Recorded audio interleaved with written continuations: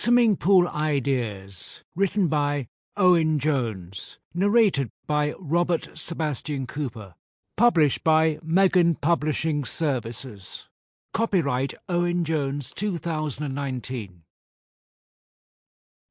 Table of Contents. Chapter 1. Pool Safety Fences, a Buying Guide.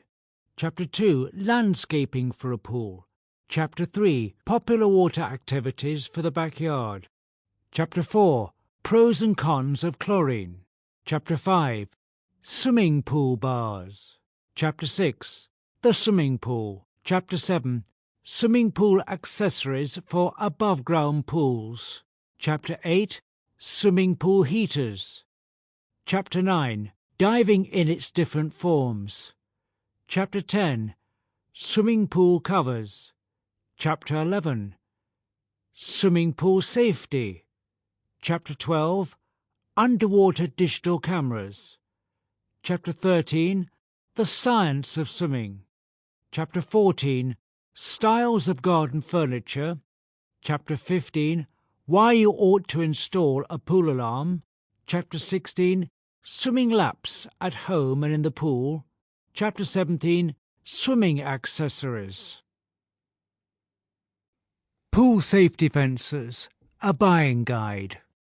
If you have had a swimming pool for some time, or if you are thinking of getting one, either an above-ground or an in-ground swimming pool, you should check to see whether your district requires you to take any safety precautions.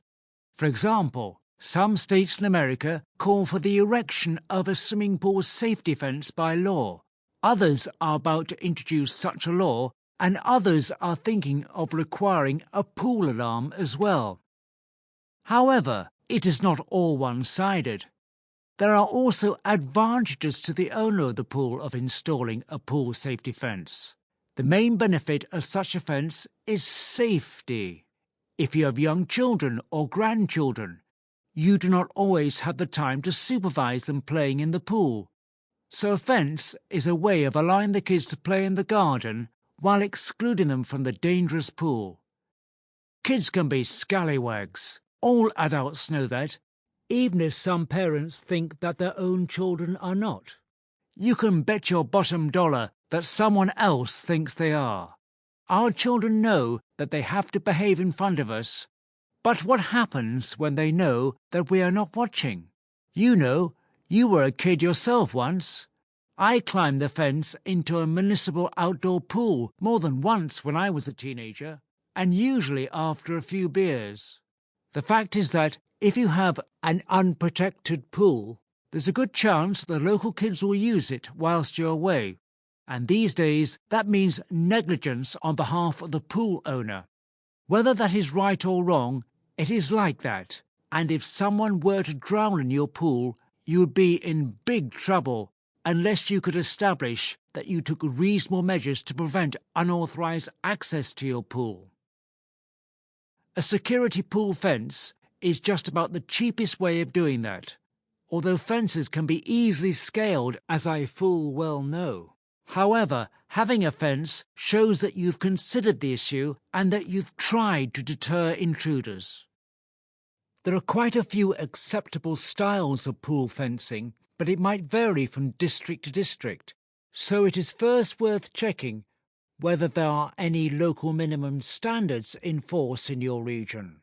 Other than that, there are choices of wire, wood, and metal. Wire can include mesh fences as well. Timber probably looks the best and gives the most options. If you want total privacy, you have to have a full fence, or if you want to be able to see out, you could go for a hit-and-miss vertical boarding. I do not like mesh personally. I have painted tens of miles of fences in my time, and there always seems to be litter caught up in the mesh. Iron railings are nice too, but pretty expensive. Whichever type of fence you go for, grow a continuous wall of prickliest, thorniest bushes you can find around the base of it.